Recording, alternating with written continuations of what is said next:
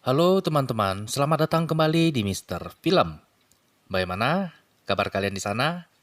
Saya doakan semoga saja teman-teman semua, dimanapun kalian berada, selalu dalam keadaan sehat, berkecukupan, dan tidak kurang suatu apapun dalam hidup kalian. Untuk menemani waktu santai teman-teman, kali ini saya akan menceritakan sequel kedua dari film yang pernah saya ceritakan di video sebelumnya, yang berjudul Restoran Horor di Dunia Nyata, Bakpao Isi Daging Manusia. Alur cerita film The Egg Immortal Restaurant, The Untold Story, di mana apabila film yang pertama tadinya dibuat berdasarkan kisah nyata yang sebenarnya, film keduanya ini hanyalah merupakan sebuah kisah fiktif yang diproduksi untuk mengulang kesuksesan besarnya setelah film yang pertama, dengan judul film The Untold Story Part kedua. Dan inilah dia teman-teman, alur cerita filmnya. Di malam yang panas itu, sebuah pendingin ruangan tidak berfungsi dengan baik, sehingga membuat sepasang suami istri yang bernama Kun dan Chung tampak meliuk-liuk seperti sepasang cacing yang sedang kepanasan. Suasana yang begitu gerah membuat Kun melompat-lompat di atas suaminya, sembari menyuruhnya untuk memperbaiki alat pendingin ruangan. Namun ternyata, peralatan Chung tidak dapat berfungsi dengan baik, sehingga membuat istrinya semakin geram dan lalu melayangkan sebuah tendangan maut ke arahnya. Setiap pagi, Chung selalu memulai harinya dengan mempersiapkan daging panggang yang akan dia jual di restorannya. Dia adalah pemilik dari sebuah restoran daging panggang yang cukup ramai dan terkenal di Hong Kong. Di antara semua pelanggannya, terdapat seorang pelanggan yang sangat akrab dengannya yang bernama Lazy Boot. Lazy Boot adalah seorang detektif kepolisian Hong Kong yang sudah bertugas cukup lama. Dalam menjalankan tugasnya, dia terkenal cukup jujur dan rajin. Namun kecerobohan dan sikap konyolnya seringkali membuat dia selalu dimarahi oleh atasan dan teman-teman sekerjanya. Pada suatu hari, Chung disuruh oleh istrinya untuk menjemput sepupunya di bandara. Sepupunya itu bernama Afung. Fung datang dari Cina untuk bekerja di restoran daging panggang milik Chung. Dalam perjalanannya keluar dari bandara, tiba-tiba saja Fung disenggol oleh seorang wanita tak dikenal. Wanita itu menyebutnya wanita gila sialan dan kemudian berlalu pergi. Merasa tidak terima dengan hinaan yang dilontarkan kepadanya, Fung kemudian berkata kepada Acung bahwa dia harus ke kamar kecil. Di dalam toilet, Fung segera menyiram wanita itu dengan cat dan kemudian mencoba untuk membakarnya hidup-hidup dengan selembar kain yang disirami dengan minyak pengencer cat. Pada hari itu, Afung diajak oleh Kun istri Chung untuk berbelanja di pasar. Mereka berdua kemudian masuk ke dalam sebuah butik yang menjual berbagai pakaian wanita. Ketika Fung sedang melihat-lihat pakaian, tiba-tiba saja dia dihampiri oleh pegawai butik yang kemudian berkata kepadanya, apabila tidak berniat membeli, maka tidak usah mengacak-ngacak pakaian yang sedang dipajang. Kun berjalan ke arahnya sembari mengatakan hal yang serupa kepada Fung, bahwa perempuan kampungan seperti dirinya tidak mungkin dapat membeli pakaian mahal yang dipajang di butik itu. Ketika berjalan keluar dari butik, Fung melihat Kun bermesraan dengan seorang pria tak dikenal. Ternyata pria itu adalah selingkuhan dari sepupunya itu. Sembari mengancam Fung supaya jangan memberitahukan kepada suaminya, Kun kemudian memberikan Fung uang dan menyuruhnya pulang dengan menggunakan taksi. Sementara itu di restoran, Chung tampak sedang bersiap-siap untuk menutup restorannya. Dia kemudian menyuruh Afung untuk naik ke loteng dan beristirahat. Karena suhu di dalam kamar mandi sangat panas, Fung sengaja tidak menutup pintu kamar mandi ketika dia sedang membersihkan badannya. Tidak lama kemudian, dengan langkah gontai dan lesu setelah bekerja keras seharian, Chung berjalan memasuki kamarnya. Tanpa sengaja, dia melihat Fung yang sedang mandi di dalam kamar mandi kamarnya.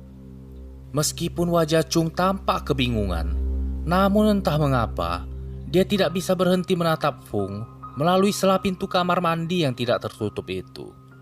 Pada saat yang bersamaan, tiba-tiba saja istrinya masuk ke dalam kamar dengan langkah sempoyongan dan dalam keadaan mabuk berat. Chung kemudian membaringkan istrinya ke tempat tidur, sembari melepaskan sepatunya dan kemudian menyelimutinya. Pada saat itulah, Fung memberitahukan kepada Chung bahwa pada siang hari tadi sehabis berbelanja, dia melihat Kun bertemu dengan pria selingkuhannya. Sembari menggelengkan kepalanya, Chung berkata kepada Fung bahwa sudah lama dia mengetahui hal itu, namun dia tidak bisa berbuat apa-apa dan hanya bisa bersikap seolah-olah tidak mengetahuinya. Mendengar perkataan Chung, tiba-tiba saja Fung bersikap seolah dia sangat peduli dengan keadaan kakak iparnya itu. Dan semenjak saat itulah, Fung mulai berani menggodai Chung ketika dia sedang sibuk dengan pekerjaannya. Hingga pada suatu malam, ketika Chung sedang berendam di dalam bak mandi, tiba-tiba saja Fung masuk ke dalam kamar mandi dan mulai menggodainya. Disinilah skandal perselingkuhan antara Chung dan Fung mulai terjadi. Fung kemudian memandikan Chung dengan penuh kasih sayang. Dan kita pause dulu layarnya di sini ya. Selanjutnya yang terjadi adalah adegan pertempuran habis-habisan tiada ampun yang begitu sadis. Jadi dengan sangat terpaksa tidak bisa kita tampilkan. Oke, lanjut. Pada keesokan harinya, Fung meminta Chung untuk menemaninya ke kantor imigrasi. Sepulangnya dari sana, mereka berdua melewati butik yang pada hari sebelumnya pernah didatangi oleh Fung bersama Kun. Melihat Fung melirik pakaian yang terpajang di etalase butik, Chung kemudian mengajak Fung untuk berbelanja di butik itu. Ketika mereka berdua berjalan memasuki butik, tiba-tiba saja pegawai butik kembali melontarkan cibiran kepada Fung. Sontak hal tersebut membuat Chung seketika itu juga langsung merasa emosi. Sembari menunjukkan uangnya kepada pegawai butik, Chung kemudian menyuruh Fung untuk membeli semua pakaian termahal yang ada di butik itu. Setelah puas berbelanja, Fung kemudian mengajak Chung untuk singgah di sebuah beridal. Dia berkata kepada Chung bahwa selama ini dia memiliki sebuah impian yang belum tercapai. Dia mengajak Chung untuk melakukan sebuah sesi foto pernikahan. Meskipun Chung merasa sedikit keberatan, namun mabuk asmaranya terhadap Fung membuat dia menuruti semua keinginan yang Fung pinta darinya. Mereka berdua kemudian melakukan sebuah sesi foto pernikahan. Hingga pada suatu malam, ketika Kun pulang ke rumah, dia mendapati ruang tamu rumahnya dipenuhi dengan dekorasi foto pernikahan Fung dan suaminya. Seketika itu juga, Kun langsung emosi dan mulai memukuli suaminya. Dari kejauhan, tampak Fung yang sedang berjalan perlahan-lahan menuju ke arah Kun. Tanpa ragu-ragu, Fung segera menghujamkan sebilah pisau yang langsung menembus badan Kun, dan dalam seketika itu juga Kun pun langsung tumbang di tempat. Fung menikamkan pisau itu berkali-kali ke badan Kun, hingga ia pun tewas bersimbah darah. Terkejut dengan apa yang baru saja disaksikan olehnya, Chung hanya bisa duduk terdiam, sembari menatap Fung dengan tatapan penuh dengan rasa ketakutan. Namun dengan tenang dan penuh dengan kasih sayang, Fung berusaha menjelaskan kepada Chung bahwa dia sangat sayang kepada Chung dan dia tidak akan pernah membiarkan siapapun menyakitinya. Fung kemudian memasukkan mayat sepupunya itu ke dalam bak mandi dan lalu memotong tubuhnya menjadi 6 bagian dengan menggunakan sebuah gergaji mesin. Chung dipaksa untuk menyaksikan, sementara Fung tampak sangat menikmati apa yang sedang dilakukan olehnya itu. Dia kemudian menyuruh Chung untuk mengolah potongan tubuh sepupunya itu menjadi daging panggang yang pada keesokan harinya akan mereka sajikan di restoran mereka. Satu persatu potongan tubuh itu pun disulap oleh Chung menjadi daging panggang yang tampak begitu lezat dan nikmat. Setelah menikmati irisan pertama, Fung menyuruh Chung untuk mencicipi daging spesial yang baru saja mereka panggang. Namun Chung malah tampak mual dan lalu segera memuntahkannya. Pada keesokan harinya, restoran dibuka dan daging pun mulai digantung. Pelanggan pertama yang beruntung mencicipi sajian itu adalah teman baik Chung, yaitu detektif Lezibut. Tidak lama kemudian, tamu berdatangan dan menu spesial pun mulai disajikan.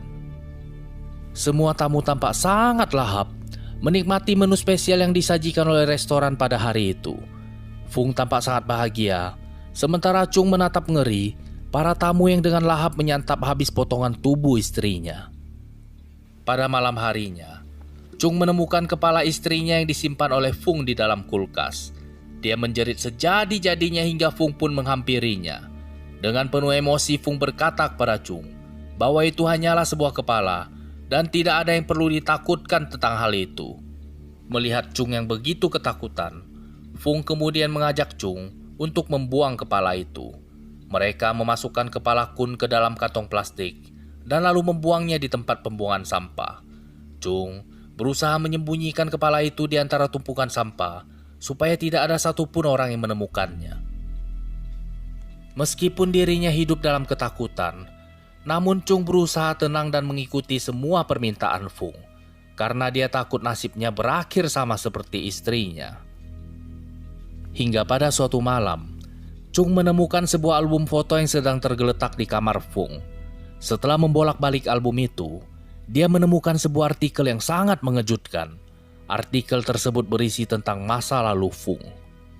Belasan tahun yang lalu, seluruh keluarga Fung yang berjumlah 8 orang dibunuh dan dimutilasi dengan sangat kejam. Fung adalah satu-satunya yang selamat dari pembantaian itu. Dan semenjak hari itu, dia dirawat di rumah sakit jiwa. Dan dia baru saja dibebaskan dari rumah sakit jiwa itu. Belum sempat terkejut dengan penemuannya, tiba-tiba saja dia menyadari Fung memergoki dirinya yang sedang membaca artikel tentang dirinya. Fung kemudian mengajak Chung untuk mandi berduaan dengannya. Ketika Fung sedang mencukur kumis Chung, tanpa sengaja dia mengiris pipi Chung sehingga membuatnya menjadi panik. Di saat itulah, Chung mulai berhalusinasi. Dia melihat air di dalam bak mandi dipenuhi dengan darah. Tidak lama kemudian, dia melihat mayat istrinya tiba-tiba saja timbul di hadapannya. Sontak hal itu langsung membuat dirinya menjerit ketakutan. Di saat itulah Chung berteriak histeris dan lalu berkata kepada Fung bahwa dia akan menyerahkan dirinya kepada polisi. Namun tentu saja niat Chung itu tidak dapat dibiarkan begitu saja oleh Fung. Fung menghajar Chung habis-habisan dengan menggunakan sebuah palu. Dia kemudian memaku kedua tangan Chung di atas tempat tidur supaya dia tidak dapat melarikan diri. Fung menyiksa Chung habis-habisan karena dia telah berani mengkhianati dirinya. Pada keesokan harinya, Lezibut bertanya kepada Fung, mengapa seharian ini Chung tidak tampak di restorannya. Fung berkata kepada Lezibut bahwa Chung sudah pulang ke Cina.